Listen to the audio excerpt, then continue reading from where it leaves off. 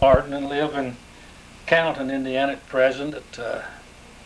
And I was in the Second World War in the Air Force, 8th Air Force. I was 2 tours of operation or duty, and I was finally shot down over Germany in November of 1944. I have pictures here of a part of my crew, which in this or type of airplane that I flew in, and my position was right here on the very tail end. This part of my crew, this fellow reading from left to right, he was a fellow by the name of Sterling from somewhere in Pennsylvania, and this fellow was from Saginaw, Michigan, and this is me here, and this fellow's named Carpenter, and he was from somewhere in California. And this is a picture of me. It was taken, well, don't remember exactly when, and apparently I was looking up in the sky for something, and here shows that that's the 8th Air Force patch, and of course that's my rank, and there being a wings inside of that rank designating that is in the Air Force, and my wings and here in the ribbon, and of course a flight jacket, lightweight leather flight jacket here, and that's of course the helmet and things that they wore at that time, and the earphones were right there in the side. That's about it. But okay. I went overseas the first time in 1942 with the Air Force. I had transferred out of the infantry into the Air Force, and went over there in, as I said, in 1942, and it was in 43 before I actually started flying, and I made 25 missions over France and Germany. And at that time, when you finished 25 missions, you were finished with your combat duty for the duration of the war. And we were sent home. There's a few of us that made it through the first 25, and we came home and was sent to an air base in Florida as instructors. And I was instructor for new crews that were getting ready to go overseas, and we had learned that from information we got at that time, that the fighting over there was not near as bad as it had been at the time I was there. So it actually seemed safer flying in the combat than it did flying with new crews, since they were not all that good. So we got a crew together and went back as a combat crew to do our second tour. Part of us was doing our second tour, and part of them was on the first tour. But our crew as a whole was well experienced combat people. And on my second tour, on a 13th mission, we were flying over Merseburg, Germany, which was considered one of the worst targets in Germany as far as aircraft was concerned. And our plane was hit. We never did know I never did know for sure what actually hit it, where it was a direct hit from an anti-aircraft shell, or we got rammed by another plane. The plane I was in was hit and broke in two out in the middle, and I was in the tail section, and I floated down reasonably slow, and I was unconscious for a while due to the lack of oxygen. And when it got low enough, I came to and realized what had happened, and I bailed out, jumped out of the airplane, and in a parachute, and hit the ground. Oh, it seems like a long time, but it probably wasn't too long. I broke a leg at the time, and the rest of the plane apparently hit the ground, and just there was 9 of us on the plane, and 1 more got out. The other 7 men perished. Of course, I was in a prison camp then for the duration of the war, which was from November of 44, I guess, to in May of 45. And we were liberated by the American ground forces. I stayed in the hospital the full time I was there, since I was wounded, had a broken leg when I hit the ground, and also had a wound in the arm from what appeared to be shrapnel. And about 5 weeks later, when I was being transferred, I made an attempt to escape, and I got shot in the leg by a guard, and that kept me in the hospital a duration, or at least till our own troops captured the area where the hospital was at. And of course there we went back to our own people. This is a POW tag that the Germans issued me whenever I was captured. And they took my dog tags and gave me this. If you can see close enough, you can notice right across the middle there, it's perforated, and it can be broke if you take it this way and bend it a couple of times. It'll break right across that line, which of course the reason for that is to if you get killed, well, you leave one of them on your body and they take the other one for information. The number is on there, but I don't see well enough to read it. Okay, how were you treated as a POW, Jim? I was treated, I would say, pretty doggone good compared to what they were in other areas during the war. Of course, I was in the hospital all the time. We didn't get much to eat. We got 2 meals a day. It was sauerkraut and mashed potatoes almost every meal, and sometimes be mashed potatoes maybe once a week and a piece of fish. I never got a piece of meat of any kind other than fish. And I'll take that back. I did on Christmas while I was in there. We got a piece of salty pork about the size of a silver dollar. Now, that's the only meat that I got the 6 months that I was in there. But it was sauerkraut and mashed potatoes twice a day, about 9 o'clock in the morning and again about 4 in the afternoon. No meat of any kind, and a piece of bread every once in a while. You mentioned that you gotten shot as a POW. Were you trying to walk off on them or trying to run? I was trying to escape, is what I was trying to do. I was in my guards had me, 2 guards had me was moving from, this first place where I was at. I don't remember the name of it now. I believe it was Halle, H-A-L-L-A, or H-A-L-L-E. He was moving me to Frankfurt to an intelligence center for interrogation. And we was in a railroad station waiting for a different train, and our own men was bumming that town, or the railroad yards. And we got out of there, out of the railroad station, and started down the road or the street to get out of the way from the bums. And a bum hit real close.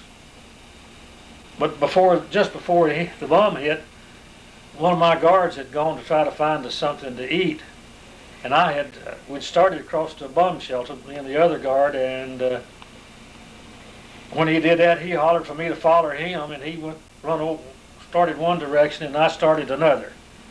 He was out the edge of town, and I started out to the edge of town, trying to get away. And just as I hadn't even got away from the railroad station, to the other guard, he had seen me doing what I was doing, and I didn't see him, but he had seen what I was doing, and he shot me in the leg, and I fell, and when I came to, he was dead, and from the bomb explosion that had went off, and I had apparently fell in behind a big concrete watering trough for animals, and that was probably the only thing that saved me. And I got up then, and after the bomb had gone off, and I came to, and I went over across the street, and my other guard was waiting over there in a house, and we went down the basement, and we stayed in there till the bombing was over, and there was quite a few bombs fell real close to us. But after it was over, then we left there, and my other guard had got wounded too, and we were trying to find a hospital. And we started down the street. Of course, he was talking to the people, and as we approached the hospital, there was a group of people that I still had an American flying suit on, and they recognized that. And of course, they had just went through a bombing by our men, and they was very much upset, and they were wanting to get to me. They had a rope, and it was pretty obvious what they was going to do. But my guard held him off. He had to pull his pistol to hold him off, but he held him off, and we went ahead and went into the hospital, and he got doctored up pretty good, and they worked on me some. They done some cutting on me without any type of anesthetic or anything, which hurt, of course. And but I didn't say anything. I was scared. After we left the hospital, then we was going to another train, trying to find a train that would take us on to Frankfurt, and run into another group of younger people that they had a rope, and they was going to do the same thing, but he had to hold them off again. We finally got to another train and got into Frankfurt, and there we spent the night in the railroad station, and then the next day we went on then to the interrogation center, and I stayed there for something like 2 weeks, and then I went on then to a regular hospital, and I spent the rest of my time over in the hospital, and recovering from a bullet wound in the leg, and one in the shrapnel wound in the arm, and still had a cast on from a broken leg. Both legs was injured at one time there, but I could walk on them both. After the hospital, it was on a Sunday morning. We knew that the Americans were approaching.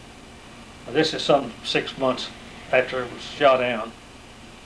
We knew the Americans were approaching because the Germans were falling back, bringing their soldiers and what vehicles they had, and teams of horses pulling different things, and we knew the Americans were real close. That was on a Saturday.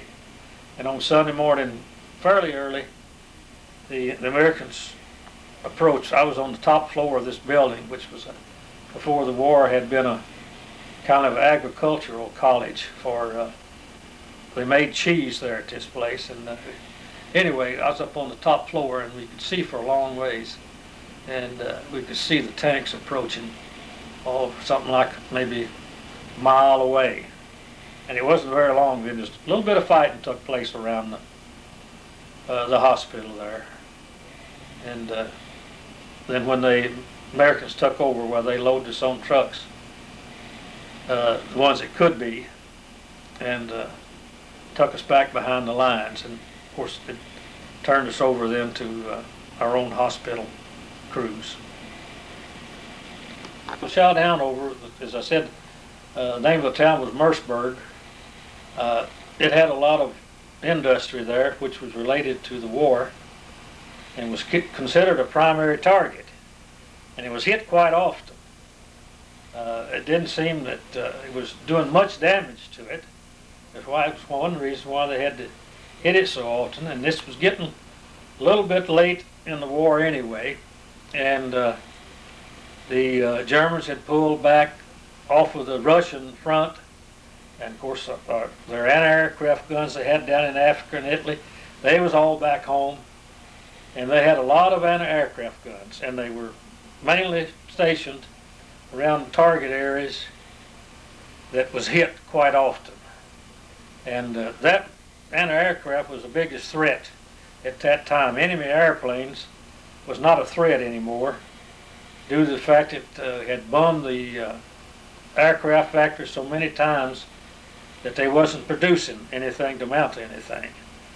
But this Mercersburg was a primary target, and they had a lot of anti-aircraft stationed around that town, and it was just like flying through a black cloud flying through over this town, because in bombers you didn't try to evade any anti-aircraft. You flew right into it if it was necessary. You had the bombardier had the control of the plane, and the only thing he was interested in was he had his bomb sight set on a target, and the pilot had nothing to do with flying the airplane, only to make sure he didn't lead it in and run into the side of another one. But you'd fly right through all that anti-aircraft fire. And when we were shot down, or I assume we were shot down, with a direct hit, because as I said, the plane was shot half into in the middle. And the front half went down fast, and the part I was in went down real slow, the tail section. The type of plane it was, it had a very large tail section, and it fell slow. And therefore I had time to, and it fell straight, it didn't go end over end. And I had time to get my mind together and get to the point where I could jump out before we got anywhere close to the ground. And it seemed like it took a long time, but I don't guess it did really. You mentioned a Caterpillar Club. You might tell the kids what that is. The Caterpillar Club, I have a thing over here on the wall over there. There's a membership in it. The Caterpillar Club was started, I believe, back in 1922 when they first made parachutes. They were experimenting, trying to find some way to save a pilot's life other than going down in an airplane. And they came up with this parachute, and there was several people. That was back in experimental days with aircraft a lot, and a lot of fellas used it to save their life. And they since the parachutes at that time was made out of silk, they gave it the name of Caterpillar Club. And I got into it a few years ago, since I had to use a parachute to save my life. You had to do that in order to be a member. And I believe at that time there was 23,000 members in that club, which means that there's at least 23,000 men had to use them to save their life. And of course, being just a parachutist don't entitle you to belong to the club, since you're not using it to save your life. It's not an active club. It's just there's no dues to it. It's just something you belong to, and you get a certificate and a pin that you can pin on your garment. And that's about all there is to that Caterpillar Club. It's not an active club, as I said, and you never get any literature from them. But you do have the honor of belonging to it, knowing that you had to jump from a height to save your life and use one. Air Force and the prisoner, the Germans, they treated you much better than they did the ground forces that were prisoners. In fact, the Air Force, everyone in the Air Force that flew had a rank high enough that being a prisoner entitled you not to have to work. And of course, I was in the hospital all the time, but hadn't I been in the hospital, I still wouldn't have had to work, which wouldn't have been all that bad. But the ground forces and the fellows that had a rank low enough that they had to work, they worked them fairly hard, and but they did, considering everything and considering the way the prisoners were treated over in the Pacific. The Germans treated the Americans real good, better than they did some of the other countries over there that had prisoners with them. And I really can't complain about the treatment, other than the fact we didn't have much food. And if you behaved yourself, you didn't have any trouble getting along with them. They'd go along with you about anything you wanted to do. but they still didn't give him much to eat because they didn't have much to eat.